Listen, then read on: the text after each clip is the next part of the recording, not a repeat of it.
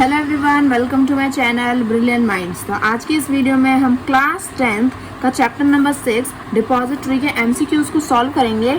काफ़ी टाइम बाद वीडियो आ रही है, मैं भी जानती हूँ, आप लोग भी जानते हैं, बट चलो ठीक है, वो सब तो बात की बात है। अगर हम काम की बात करें तो वो है कि जो हमारा क्लास 10th है उसके मैंने 5 चैप्टर तक तो सारे एमसीक्यू कंप्लीट कर दिए थे, क्योंकि अब पता है कोरोना के टाइम पे एमसीक्यूज काफ़ी ज़्यादा चले थे, तो इसलिए 5 चैप्टर तक जो था आपके कोरोना टाइम पीरियड में वो आ रहे थे, तो मैंने 5 चैप्टर तक एमसीक्यू दे दिए थे।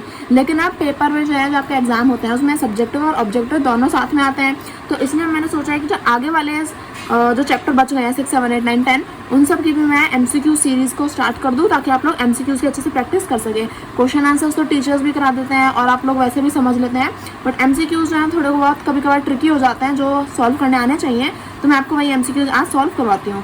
तो अब विदाउट वेस्टिंग टाइम हम स्टार्ट करते हैं। तो हमारा पहला क्वेश्चन है यहाँ पे, similarities between the bank and the depositories are, यानी कि जो हमारी डिपॉजिटरी है और जो हमारा बैंक है उन दोनों के बीच में जो सिमिलैरिटीज़ है उनके बारे में बताना है। तो यहाँ पे हमें क्या दिया, पहला bank hold fund and depository hold securities. तो ठीक है, हमें पता है कि बैंक हमारा जो फंड है उसे होल्ड करता है और जो डिपॉजिटरी है वो हमारी सिक्योरिटीज़ को होल्ड करती है। तो फर्स्ट पॉइंट जो है वो सही है, ठीक है, इस पर हम टिक लगा लेते हैं। सेकंड पॉइंट में हमें क्या दिया, सेकंड पॉइंट में दिया है बी का मतलब है यहाँ पे बैंक और डी का मतलब है depository. So B, bank transfer money without handling it and depository transfer money after handling it. पहली चीज़ तो हमने पढ़ रखी है, जब मैंने चैप्टर पढ़ाया था तभी, कि बैंक जो है वो मनी के साथ डील करता है और डिपॉजिटरी सिक्योरिटीज़ के साथ। सेकंड ऑप्शन में बोला है कि डिपॉजिटरी ट्रांसफर मनी, तो डिपॉजिटरी तो मनी के साथ डील ही नहीं करती, तो ये वाला ऑप्शन क्या है, गलत। तो बी जो सेकंड ऑप्शन है उसे हम क्रॉस लगा देते हैं। थर्ड ऑप्शन में बोला है bank safe keep the money and depository safe keep securities. हाँ, तो बैंक हमारा पैसों को सेफ रखता है और डिपॉजिटरी सिक्योरिटीज़ को, तो ये जो हमारा थर्ड पॉइंट है ये भी ठीक है। तो यानी कि फर्स्ट और थर्ड पॉइंट ठीक है। तो यहाँ पर फर्स्ट ऑप्शन में ए नहीं, सेकंड में है बोथ सेकंड एंड थर्ड, तो नहीं, सेकंड तो गलत है हमारा। सी ऑप्शन में है ओनली थर्ड, तो नहीं, थर्ड के साथ साथ फर्स्ट भी करेक्ट है। डी ऑप्शन में दिया है फर्स्ट एंड थर्ड, तो हमारा सही ऑप्शन क्या हो जाएगा, ऑप्शन नंबर डी, तो वो हमारा कंप्लीटली क्या है, करेक्ट। अब देखो हमें क्वेश्चन नंबर सेकंड में क्या बोल रखा है, क्वेश्चन नंबर सेकंड में बोला है full form of ISIN। ISIN की फुल फॉर्म क्या होगी, तो फुल फॉर्म तो यार आपको खुद ही याद करनी पड़ेंगी, अगर आपको खुद याद रहती है तो आपको मतलब बहुत अच्छा है आपके लिए। तो जो मैं चैप्टर भी पढ़ाती थी तभी मैं बोल दिया करती थी कि जो फुल फॉर्म से टाइम से याद कर लो। देखो हमारी जो ISIN है उसकी फुल फॉर्म क्या होती है, इंटरनेशनल सिक्योरिटी आइडेंटिफिकेशन नंबर, यही होती है। पहला ही ऑप्शन मिल गया, तो यानी कि पहला ऑप्शन क्या हो गया हमारा, करेक्ट ऑप्शन, ए ऑप्शन क्या है हमारा, करेक्ट। थर्ड हमें क्वेश्चन दिया है, कैन ऑरलॉट शेयर्स भी डीमेटेरियलाइज्ड, यानी कि जो हमारे ऑरलॉट शेयर्स हैं ये आपकी एक पर्टिकुलर लाइन है आपकी 10th क्लास की चैप्टर नंबर 6 में, पूरा जो वो पर्टिकुलर जो बोल्ड लेटर्स में लिखा है उसी से क्वेश्चन भी बन सकता है, क्या ऑरलॉट शेयर्स भी डीमेटेरियलाइज हो सकते हैं, yes, no, depend on market, depend on government, वो मार्केट पे डिपेंड करता है या फिर गवर्नमेंट पे डिपेंड करता है, तो हम कह सकते हैं यस, यानी कि हमारे ऑरलॉट शेयर्स भी क्या हैं, डीमेटेरियलाइज हो सकते हैं। ये तो आपका बिल्कुल बुक का ही डेफिनेशन वाला या फिर कह सकते हैं स्टेटमेंट क्वेश्चन था, तो आपको बुक रीडिंग काफ़ी अच्छे से करनी है, ताकि आप ऑब्जेक्टिव और सब्जेक्टिव यानी कि दोनों के लिए बुक रीडिंग तो सही है, यानी कि एमसीक्यूज भी आप अच्छे से कर पाओगे, आंसर राइटिंग भी आपकी अच्छी हो जाएगी। तो हमारा जो क्वेश्चन नंबर 4 है उसे हम एक बार देख लेते हैं। क्वेश्चन नंबर 4 में हमें क्या दिया है, कस्टोडियन में बी डिफाइंड एज, यानी कि जो हमारा कस्टोडियन है उसे हम किस तरह से डिफाइन कर सकते हैं। सो कस्टोडियन हमारी एक कमिटी है, कस्टोडियन हमारी एक ऑर्गेनाइजेशन है, कस्टोडियन हमारी एक अथॉरिटी है, फिर इनमें से कुछ भी नहीं है।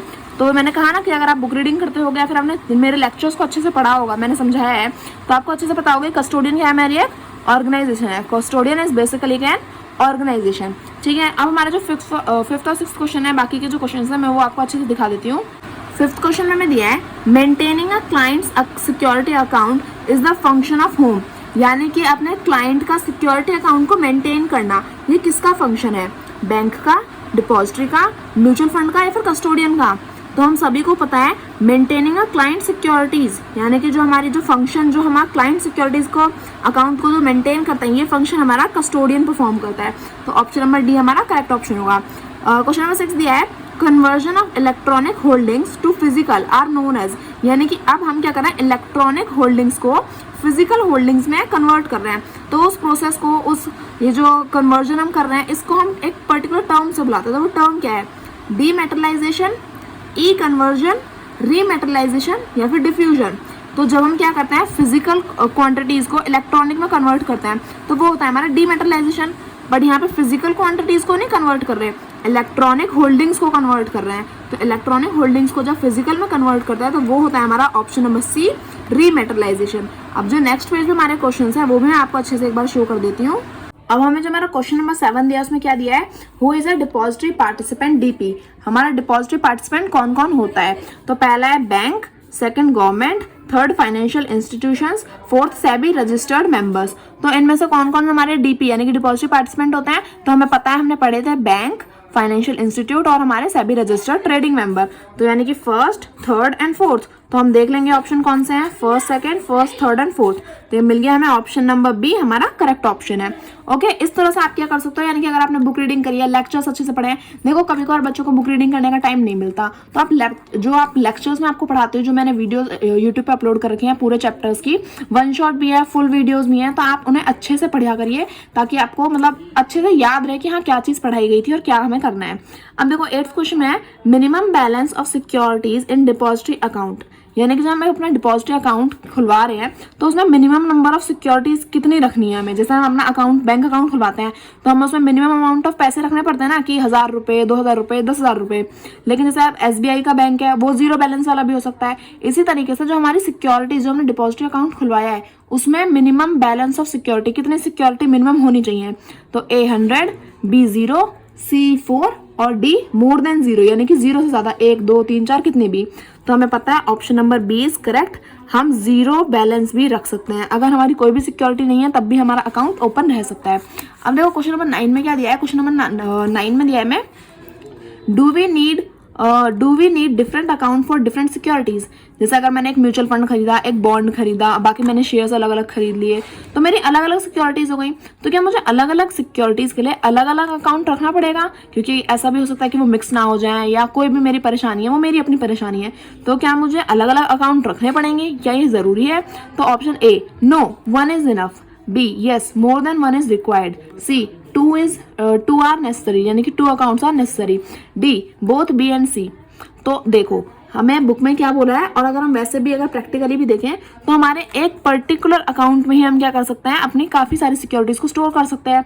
हमें कोई ज़रूरत नहीं है, नो, 1 अकाउंट इज इनफ, यानी कि एक पर्टिकुलर एक डिपॉजिटरी अकाउंट ही हमारे लिए सफिशिएंट होता है। तो हमें अलग सिक्योरिटीज़ के लिए अलग अकाउंट बनाने की ज़रूरत नहीं पड़ती। क्वेश्चन नंबर 11 दिया है, how many depositories are present in India. India में हमारी कितनी सिक्योरिटीज प्रेजेंट हैं, तो फर्स्ट यानी कि 1, 2, 3 या 4। तो हमें पता होना चाहिए कि हमारे पास 2 सिक्योरिटीज हैं, 2 हमारी डिपॉजिटरीज हैं, NSDL और CDSL। तो यानी कि option number D is correct option.